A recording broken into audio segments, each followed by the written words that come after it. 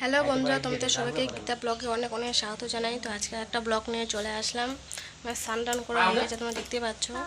স্নান করা হয়ে গেছে, বাবুকে খাই দিয়েছি। বাবু আমার বাইরে বসে আছে, দোলনা আমাদের দুলছে।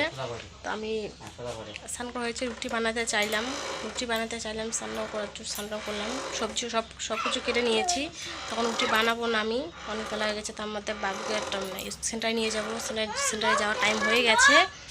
বাবুকে নিয়ে সেন্টারে যাবো, দোলনায় দুলছে, দেখা দিচ্ছি তোমাদেরকে। দোলনায় দুলছে সিজারাম, কেমন লাগে? হ্যাঁ কেমন লাগে?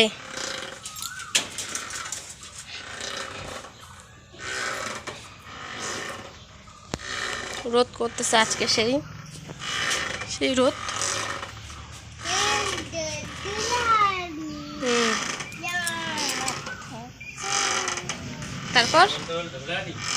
তারপর বলো।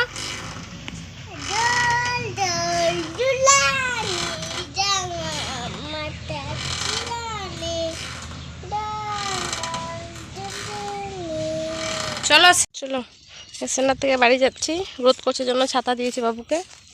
এই যে খিচুড়ি, চলো।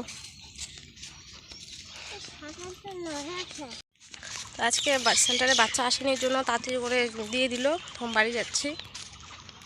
বাড়ি থেকে কথা হচ্ছে, রোদ করছে এখানে, দেখতে পাচ্ছি না আমি। ছেলেদের বাড়িতে আসছে, যে বাবুকে খাওয়া দিচ্ছে। বাবু ঘুমিয়ে পড়ছে, গরম করছে, কারেন্টটাও নেই। হ্যান্ডেল নামাই দিচ্ছে, গাছ কাটছে এখানে, দেখা দিচ্ছি তোমাদেরকে।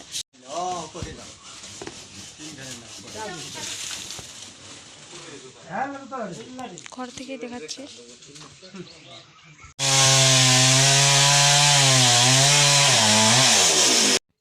ঠাকুরের ঘরটা ভেঙে শেষ, গাছ কাটছে জন্য সব কিছু ভেঙে দিয়েছে ঠাকুরের ঘর। ফুল গাছ আমার শেষ, ফুল গাছের অবস্থা শেষ করে দিয়েছে আমার ফুলের গাছ। ছোট ছোট ঠালগুলো আমার ঝুরতেছে, পাহাড়ে গেল পরে। চরকমনি গাছটা কি অবস্থা, ভেঙে শেষ।